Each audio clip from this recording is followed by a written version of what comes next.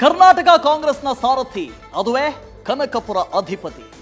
ರಾಜ್ಯದಲ್ಲಿ ಕಾಂಗ್ರೆಸ್ನ ಅಧಿಕಾರಕ್ಕೆ ತಂದಿರೋ ಕೆಪಿಸಿಸಿ ಕ್ಯಾಪ್ಟನ್ ಆದ್ರೀಗ ಹಸ್ತಾಧಿಪತಿ ಪಟ್ಟವನ್ನ ಬೇರೆಯವರಿಗೆ ಕಟ್ಟುವ ಚರ್ಚೆ ಜೋರಾಗಿ ನಡೀತಾ ಇದೆ.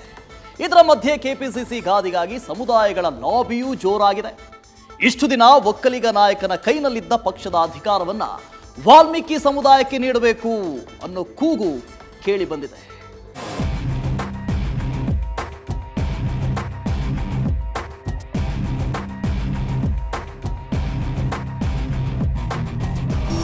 ಕೆಪಿಸಿಸಿ ಅಧ್ಯಕ್ಷ ಸ್ಥಾನ ರಾಜ್ಯ ಕಾಂಗ್ರೆಸ್ ಪಾಳ್ಯದಲ್ಲಿ ಪವರ್ಫುಲ್ ಹುದ್ದೆ. ಇಡೀ ಪಕ್ಷವನ್ನೇ ತನ್ನ ಹಿಡಿತದಲ್ಲಿ ಇಟ್ಕೊಂಡು ಅಧಿಕಾರಕ್ಕೆ ತರಲು ಶ್ರಮಿಸುವ ನಾಯಕನ ಪಟ್ಟ. ಇದೀಗ ಈ ಹುದ್ದೆಯನ್ನ ಡಿಸಿಎಂ ಡಿಕೆ ಶಿವಕುಮಾರ್ ನಿರ್ವಹಿಸುತ್ತಿದ್ದಾರೆ. ಪಕ್ಷವನ್ನ ಅಧಿಕಾರಕ್ಕೆ ತರಲು ಅವಿರತ ಶ್ರಮವನ್ನು ಹಾಕಿದ್ದಾರೆ. ಇದೀಗ ಕೆಪಿಸಿಸಿ ಅಧ್ಯಕ್ಷರ ಬದಲಾವಣೆ ಮಾಡುವ ಮಾತು ಕೈಪಾಳ್ಯದಲ್ಲಿ ಮಾರ್ಧನಿಸ್ತಾ ಇದೆ. ಇದರ ಮಧ್ಯೆ ವಾಲ್ಮೀಕಿ ಸಮುದಾಯ ಹೊಸ ವರಸೆ ಶುರು ಮಾಡಿದೆ.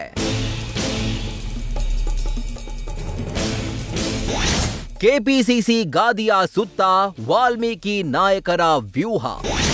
ಹಸ್ತ ಅಧಿಪತಿ ಸ್ಥಾನಕ್ಕಾಗಿ ಇಬ್ಬರು ಸಚಿವರ ಬಿಗಿ ಪಟ್ಟು. ಕೆಪಿಸಿಸಿ ಅಧ್ಯಕ್ಷರ ಬದಲಾವಣೆ ಆಗ್ತಾ ಇದೆ ಎಂಬ ಸುದ್ದಿ ಹರಿದಾಡಿದ್ದೇ ತಡ ಲಾಬಿ ಜೋರಾಗಿದೆ. ಕಾಂಗ್ರೆಸ್ನಲ್ಲಿರೋ ಸಮುದಾಯಗಳ ಮಧ್ಯೆ ಕೆಪಿಸಿಸಿ ಪಟ್ಟಕ್ಕಾಗಿ ಪೈಪೋಟಿ ನಡೀತಾ ಇದೆ.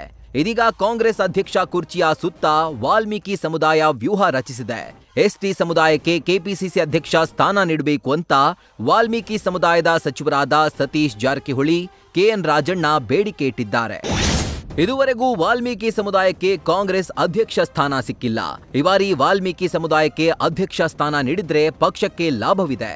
ಮುಂದಿನ ದಿನಗಳಲ್ಲಿ ಕಾಂಗ್ರೆಸ್ಗೆ ಅಹಿಂದ ಮತಗಳ ಕ್ರೋಢೀಕರಣ ಸುಲಭವಾಗಲಿದೆ. ಹಿಂದುಳಿದ ವರ್ಗಗಳ ಮತಗಳು ಕಾಂಗ್ರೆಸ್ ತೆಕ್ಕೆಗೆ ಸಲೀಸಾಗಿ ಸಿಗಲಿವೆ. ರಾಜ್ಯದ ಹಲವು ಕ್ಷೇತ್ರಗಳಲ್ಲಿ ವಾಲ್ಮೀಕಿ ಸಮುದಾಯದ ಪ್ರಾಬಲ್ಯ ಹೆಚ್ಚಿದ್ದು 80ಕ್ಕೂ ಹೆಚ್ಚು ಕ್ಷೇತ್ರಗಳಲ್ಲಿ ಸಮಾಜದ ಮತಗಳು ನಿರ್ಣಾಯಕ ಪಾತ್ರ ವಹಿಸಲಿವೆ. ಇನ್ನು ಸಚಿವ ಸತೀಶ್ ಜಾರಕಿಹೊಳಿ ಅಹಿಂದ ಸಮುದಾಯಗಳನ್ನ ಸೆಳೆಯಬಲ್ಲರು. ಅಹಿಂದ ಸಮುದಾಯವನ್ನ ಮುನ್ನಡೆಸುವ ಸಾಮರ್ಥ್ಯವೂ ಅವರಿಗಿದೆ. ಹೀಗಾಗಿ ಈ ಬಾರಿ ನಮ್ಮ ಸಮಾಜಕ್ಕೆ ಅಧ್ಯಕ್ಷ ಸ್ಥಾನ ನೀಡಬೇಕು ಅಂತ ಸಚಿವರು ಬೇಡಿಕೆ ಇಟ್ಟಿದ್ದಾರೆ. ಈ ನಿಟ್ಟಿನಲ್ಲಿ ಸತೀಶ್ ಜಾರಕಿಹೊಳಿ ಹಾಗೂ ಕೆಎನ್ ರಾಜಣ್ಣ ದೆಹಲಿಯತ್ತ ಹೆಜ್ಜೆ ಹಾಕಿದ್ದಾರೆ.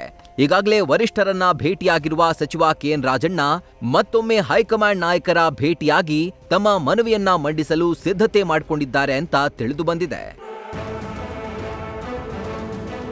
ಇನ್ನು ಕೆಪಿಸಿಸಿ ಅಧ್ಯಕ್ಷರ ಬದಲಾವಣೆ ಬಗ್ಗೆ ಚರ್ಚಿಸಲು ಸಿಎಂ, ಡಿಸಿಎಂ ದೆಹಲಿ ಯಾತ್ರೆ ಮಾಡಿದ್ದಾರೆ.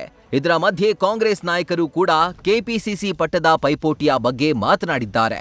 ಇತ್ತ ಅಧ್ಯಕ್ಷರ ಬದಲಾವಣೆ ಬಗ್ಗೆ ಮಾತಾಗ್ತಿದೆ ಅಂತ ಸಚಿವ ದಿನೇಶ್ ಗುಂಡೂರಾವ್ ಸುಳಿವು ಕೊಟ್ಟಿದ್ದಾರೆ. ಯಾವ ಹಂತದಲ್ಲಿ ಎಲ್ಲಿ ಆಗಿದೆ ಗೊತ್ತಿಲ್ಲ ನಮಗೆ. ಅಲ್ಲಿ ಮಾತಾಡೋದು ಕೇಳ್ತೀವಲ್ಲ, ಈಗ ಪುನರ್ರಚನೆ ಕೇಳಿದ್ರಿ, ಹಂಗೇನೆ ಕೆಪಿಸಿಸಿ ಅಧ್ಯಕ್ಷರ ಬದಲಾವಣೆ ಅಂತಾನೂ ಕೇಳಿದ್ದೀನಿ.